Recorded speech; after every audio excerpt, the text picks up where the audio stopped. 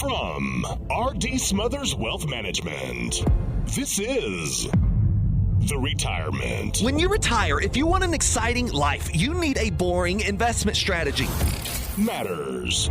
If you enter into retirement without a plan for income, you're not retired, you're simply unemployed. Podcast. Hey, this is your host, Dale Smothers, and you're listening to the Retirement Matters Podcast. My hope is that you will find the information you need in every single show on how to do one of the three things: either saving more money more efficiently, planning better for your future where you can live in retirement worry-free, or my favorite, how you can live a happy and fulfilled life in this life you have been given. We know that your time is valuable and we appreciate you spending it listening to this episode of the Retirement Matters Podcast.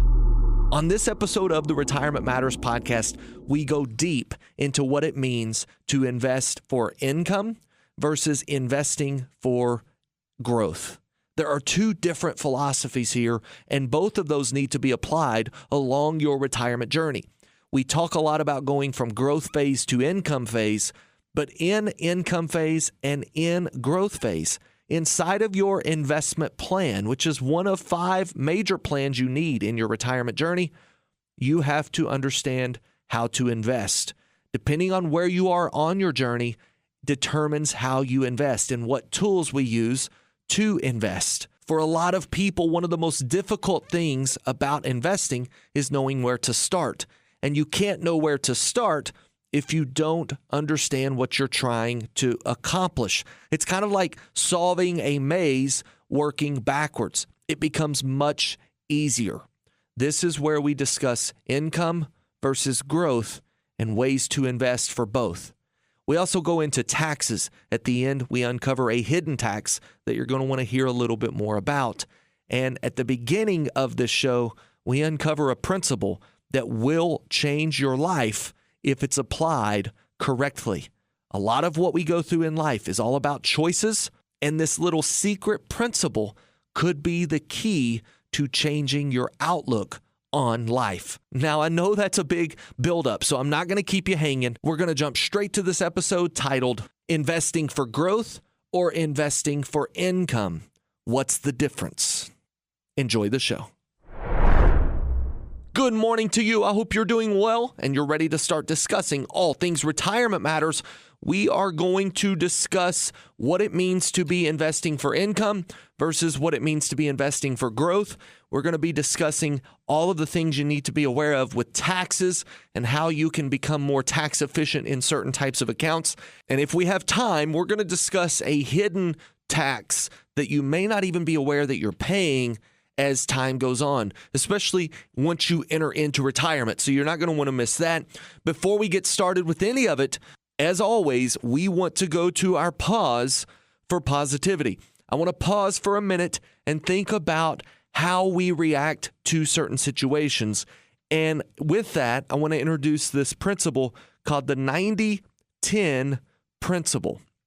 Now, if you've never heard of this principle before, don't feel bad, because I had not heard of it either until earlier this week when my mom and dad posted on Facebook this words of wisdom to follow.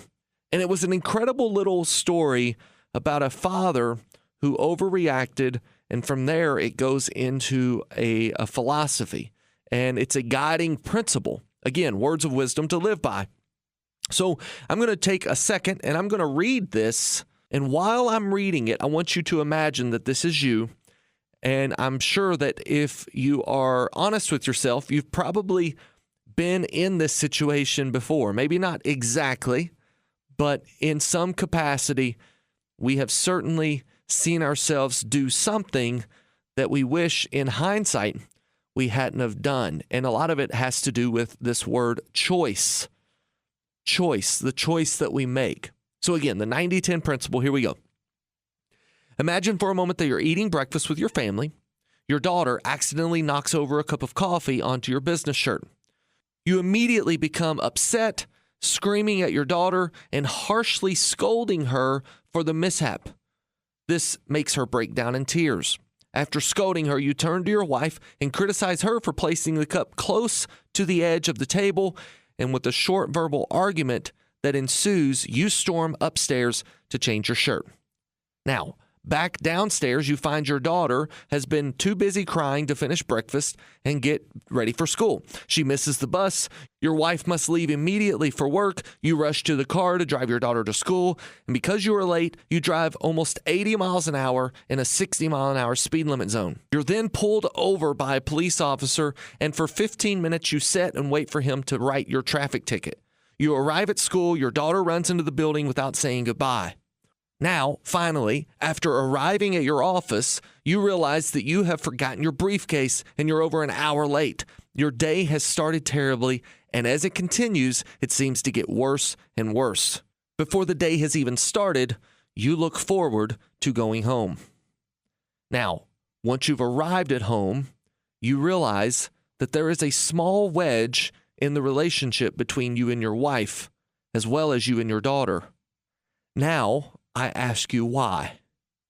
What exactly caused you to have a bad day? Was it A, the coffee? Was it B, your daughter? Was it C, the police officer who pulled you over and gave you a ticket? Or was it D, you? These are the questions we have to ask ourselves when we realize we've messed up. And unfortunately, we always answer these questions with D. It was me. It was all because of the way I reacted. You see, you have no control over what happens to you. You didn't have control over this cup of coffee. How you reacted in those 5 seconds that followed the coffee spilling is what actually caused your bad day. Here's what could have happened instead. The coffee splashes over you. Your daughter is about to cry, but you gently say, "It's okay, honey. You just need to be more careful next time." You grab a towel. As you're washing your shirt off, you rush upstairs, change your shirt, and grab your briefcase. You come back down in time to find that your daughter is getting on the bus, and she turns around to you to wave through the window as she's getting on. You and your wife share a kiss right before you get ready to go to work, and you find yourself arriving at work a few minutes early and ready to conquer the day. Now, let's take a second and consider the scenario that we just laid out. What's the difference? It's not the coffee spilling. You see, the coffee spilling happened in both scenarios. How you reacted is the difference maker. This is called the 90-10 principle. If you apply this principle to your life, it could help change a lot of situations, if not your life entirely. If someone says something negative about you, don't be a sponge. Let the attack roll off like water on glass. You don't have to let the negative comment affect you. React properly, and it will not ruin your day. A wrong reaction could result in losing a friend, being fired, or getting stressed out for the entirety of that day. How do you react to someone if they cut you off in traffic? Do you lose your temper? Do you pound the steering wheel? Do you maybe show them a finger that's not the index finger? Does your blood pressure skyrocket? What if you try to bump them?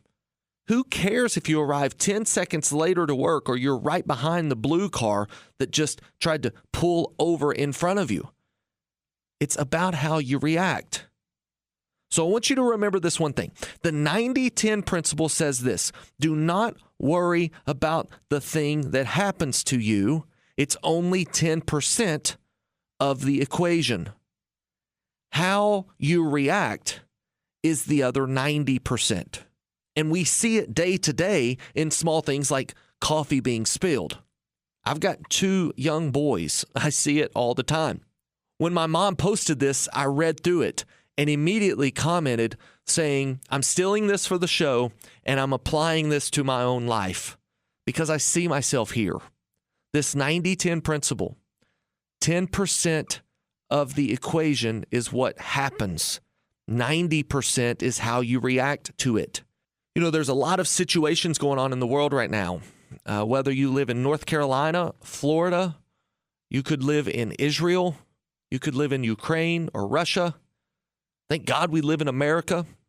But even here at home, North Carolina and Florida, like I mentioned, they have some 90-10 principle to apply. And those who apply it properly will come out of this in a much better place than those who don't. Now, whether you were personally affected or you know someone who is affected, this 90-10 principle not only applies to the massive casualties that we've seen from these recent hurricanes, but it applies to little everyday situations. And so I challenge you this week, if you go through the week and apply this 90-10 principle, it could be the secret ingredient to change the world around you. It will make not only your day, but also those around you will see that they have a brighter day as well. This is changing the world one day at a time, one person at a time, and it starts with you. It starts with me. So together, let's apply this 90-10 principle to the next few days and see how things change. And if it works, don't change it again. All right, guys, that's the Pause for Positivity. We're jumping into some retirement matters right after we come back from this short break. Thank you for listening to Retirement Matters, presented by R.D. Smothers Wealth Management. We help folks just like you retire the way they desire and live happy in retirement. If you'd like to speak with us, maybe even just ask some questions, give us a call at 270-600-PLAN. That's 270-600-PLAN. And if you enjoy the information in this show and would like to hear more, you can access previous shows by searching for the Retirement Matters podcast on the podcast platform of your choice. That's the Retirement Matters podcast, available to you 24/7 wherever you listen to podcasts. We also produce a weekly newsletter. Receive it free to your email inbox by signing up online at rdswealth.com. That's rdswealth.com to sign up for our free weekly newsletter. Our phone number once again, 270-600-PLAN, and online at rdswealth.com. Be sure to sign up for our free weekly newsletter. All right, welcome back to the show. I want to jump into the market and the conditions that we find ourselves in right now. We're hitting all-time highs, it seems, on a daily basis.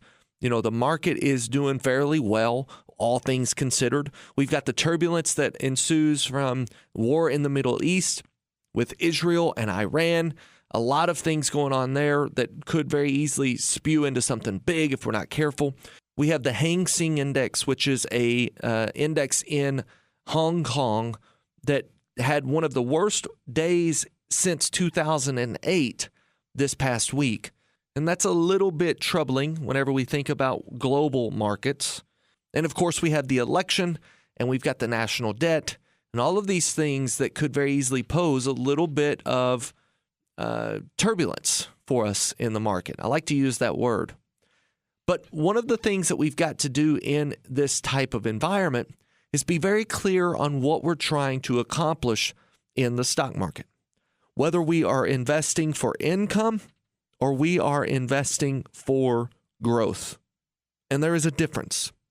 If we're investing for income, we buy different types of stocks. We put our money in different types of vehicles. If we're investing for growth, again, we have entirely different positions to put our money. And so getting very clear on which one you need is one of the first steps before we start investing. And if you're asking, Dale, how do we know where we are? Let's go through that together. If you are still working and you are trying to save money for retirement, if your goal is long-term investing, now this will not apply if you are a trader. If you're a day trader and you need to buy stocks at a low and sell them at a high in the same day, this is not your advice, okay? But if you're a long-term buy and hold type investor and you know that you are saving for something like retirement that is 10, 20, or 30 years away, you are in growth mode. 100% confident that you need to be buying stocks that will appreciate in capital value. What does that mean? That means the stock price itself goes up. I'm going to give you an analogy in a second. It's going to make all of this connect. You think, well, Dale, why wouldn't we want the stock price to go up? Yes, you do. No matter what stock you buy, you would like to see a little bit of capital appreciation in that stock price.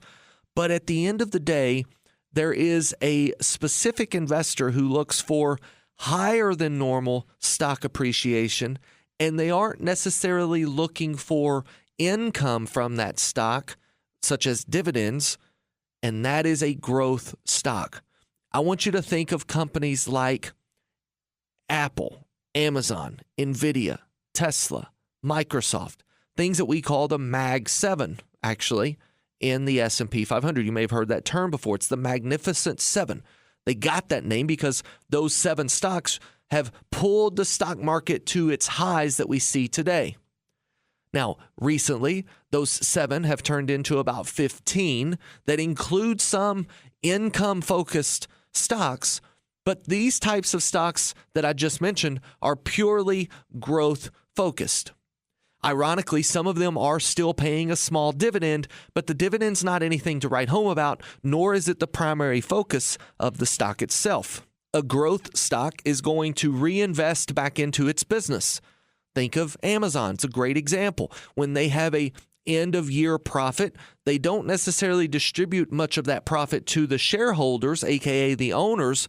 Instead, they turn around and put it back into warehousing, put it back into technology, put it back into shipping endeavors and developments, right? They try to get packages to you faster. They're still growing their business model. And I don't know that Amazon will not ever be growing its business model because it's a cutting-edge technology company. If a technology company is not growing, it is dying. But when we think about the stock itself, we are buying that stock in hopes that they will create something better, that they will do something more efficient, that they will enter into a new market, and for that reason, more people will buy them. Things will develop around that business to make that business more valuable. Okay, so those are growth stocks. Now, when we buy an income stock, when we're in income mode, we're not concerned as much with the stock price as we are with the amount of income that that stock generates. In other words, we want this to be a profitable business, and we want that business to then kick out those profits to us, the shareholders. Now, when you think of a company like that, you may think of a company like Lowe's, AT&T, Clorox, Chevron, Exxon, Johnson & Johnson. You've got Philip Morris, Coca-Cola, PepsiCo, Cisco. These companies that I'm naming off are companies that have a tried and true track record of sending their profits back to the shareholders. So what that means for you is that if you hold that particular stock, you are getting cash sent back to your account every time that they make a dividend distribution. Typically, that's on a quarterly basis. So again, when we think of an income investment, we're investing in companies that pay us dividends. Now, let me give you this analogy, and I think it'll all start to make a little more sense. If we were going to buy real estate, and our objective for real estate was growth, just like we're buying stocks, let's say we have stock market investment where we're looking for growth or we're looking for income. And you got to figure out which one you're on before you decide to go buy a stock. It's very similar to real estate. If we're buying real estate and our objective is growth for the real estate, we may buy a house and do some work to it and flip it. Or we may buy a piece of land and wait for development to come to that area and then sell it for more than we purchased it for. We may buy a piece of property on the beach, kind of right outside of town, and we know that within 3 to 4 years, town is coming our way. And when that happens, our property is going to be worth a whole lot more. That type of investment is called growth investment. It's very speculative, meaning we speculate that the price of this asset, the land, will go higher, or we speculate that the price of this house will go higher, which is where the spec house derives from, speculation. We speculate that someone will buy this higher than we built it for or that we bought it for. But when we look at income investing, we're looking for a piece of real estate that will generate rent. So instead of buying the beachfront property, we may be out buying a house that is nestled deep into the woods, and we look for income from maybe Airbnb, or we rent it to a renter. Maybe we've got a house that's close to an industrial complex and we find it on sale for $250,000. And while that house may be not quite worth $250,000 just yet, we know that there's a renter in the house right now that wants it for at least 3 more years and likely will renew that lease. And they're paying us $1,500 a month as soon as we buy it. This is the investment that we would consider income. So no matter what the value of that house goes to, you're okay. So let me lay out the choices again. In real estate, just like in the stock market, 2 types of investments. You either invest in raw property or something that you're going to develop and hopefully sell for higher than you bought it. You have no ambition of actual income coming to you.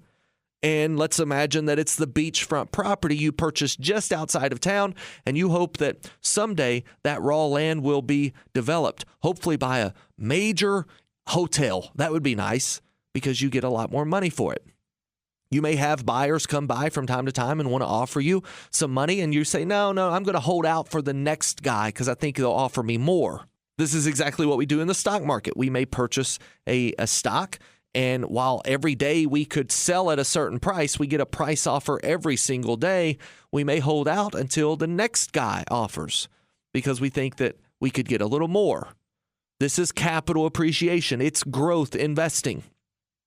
And in the real estate market, just like in the stock market, we can purchase a house that we intend to rent.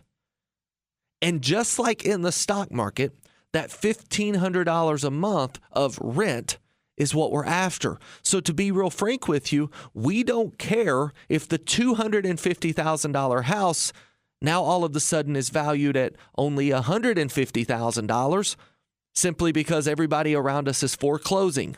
We still have renters, and we're satisfied with the renter. The renter intends to be there for quite some time. Nothing has changed about our investment and what it is bringing to us, except the price of the underlying asset, aka the house. I hope this is starting to make sense, because just like in the stock market, if you buy for dividends alone, you will see stock valuation fluctuate. And put in very layman's terms, that means that just like the house that was $250,000 now may be only worth $150,000, but we don't care because we still get the $1,500 a month for rent. There are stocks out there that are just like that. And you may see the stock price go from $30 a share to $28 a share, or even as low as $20 a share, but we don't mind because we now have a very good dividend. Dividend investing gives us a little bit of a smoother ride in the income phase. It gives us a little bit less volatility that we have to concern ourselves with, and it gives us a sense of more reliable income in retirement. So I ask you, where are you on your journey? Are you in growth investing? Or are you in income investing? And if you're not quite sure where you should be, give us a call. 270-600-PLAN.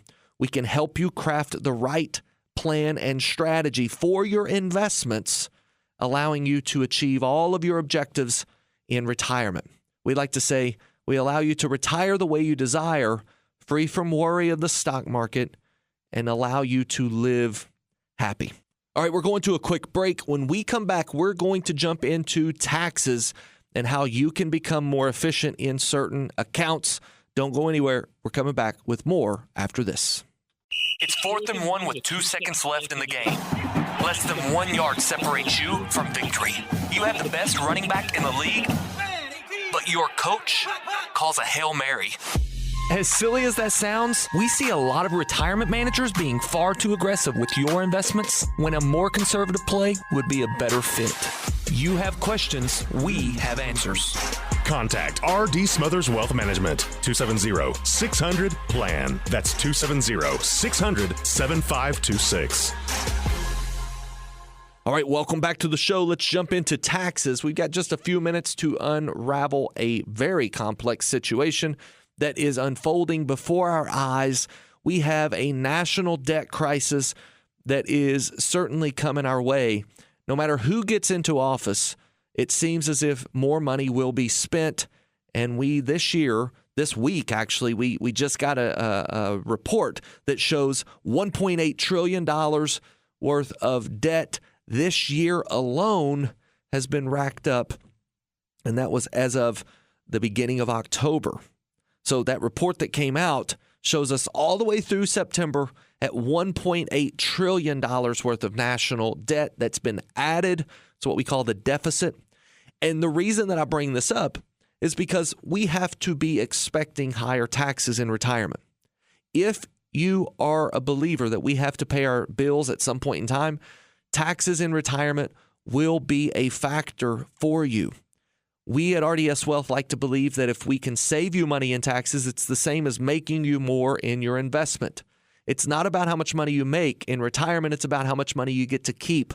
And we would like to make sure that you pay as little as is necessary to the IRS. And one of the ways we do that is by crafting a tax plan. Many people that we talk to have IRAs. We begin to look at ways to move those IRAs into tax-free buckets of money. By doing this now at a known rate, assuming that taxes increase in the future, we are making a tremendous amount of savings appear in a retiree's portfolio over the life of their retirement. Now, if taxes stay the same, we haven't hurt anything. We've just prepaid those taxes. You see, you got to realize that in an IRA, you are in a silent partnership with the IRS. You're putting in all the work. It's your ideas that are being exposed. It's your sweat equity that is being used. It's your labor and human capital that's being exchanged to tuck money away into this 401k. Yet, when your partner, the IRS, sees that you want to take a distribution, at that time, they get to tell you how much of it is theirs. This type of partnership is not a partnership we would enter into in any other realm of our life, yet we do this every single day that we put money into the 401k or the IRA. Moving them into Roth environments allow us a little bit more freedom in knowing how much of that money is mine. We want that for you. And in retirement, it becomes imperative. We help you craft a plan and then chart that course together, doing these Roth conversions as we go, if it makes sense for your overall retirement objectives. Some people that we talk to have non-qualified accounts or just investment accounts, brokerage accounts. They go by many names. Sometimes they're transfer on death accounts, TOD accounts. These types of accounts are taxed as we go. However, in these accounts, you could hold tax inefficient investments if you're not careful.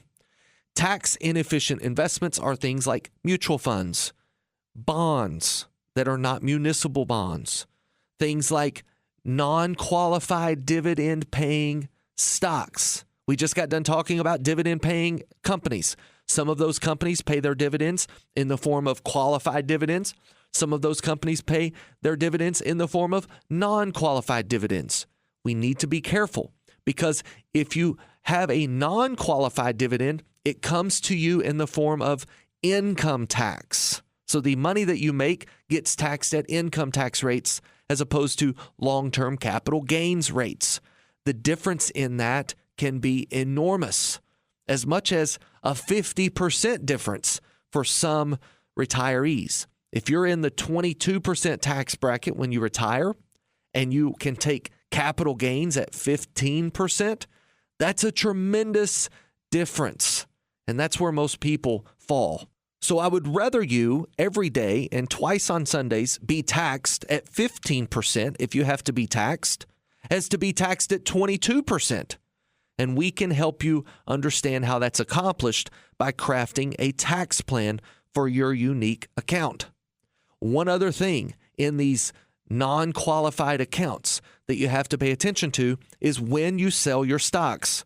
Selling a stock too soon can make you pay more in tax. At RDS Wealth, we help make sure that the account that you have is being optimized for taxes and making you as much money as it possibly can. All right, guys, that is the show. I mentioned a hidden tax in retirement at the beginning of the show. And if you are waiting for that, that hidden tax is inflation. Inflation will likely rear its ugly head again. And whether it goes to high levels that we've seen in the past, or it stays right where it is at 2 and 3%, inflation will erode your purchasing power, and you must build a plan for this in retirement. We help retirees understand the impact of inflation and how to offset inflation inside of their very own retirement plan. It's a personalized plan to get you from where you are to where you want to be. And while we have covered the tax situation, we have uncovered how to invest, there are other things that must be uncovered in your plan, such as long-term care, when to take Social Security, how to apply for Medicare, what Medicare supplements do we take, and what do we want this money to do for us when you pass away. This is exactly what we cover in our consultations with you. And again, this first consultation, I'm going to offer it to you right now at no cost to you. So if you're interested in sitting down with a retirement specialist, somebody on our team would be happy to discuss these things with you. Give us a call, 270-600-PLAN. Again, 270-600-7500. Until we talk again, whether it's right here on this station next week or it's in person in one of our offices, always remember, save money, plan well, and live happy in retirement. God bless.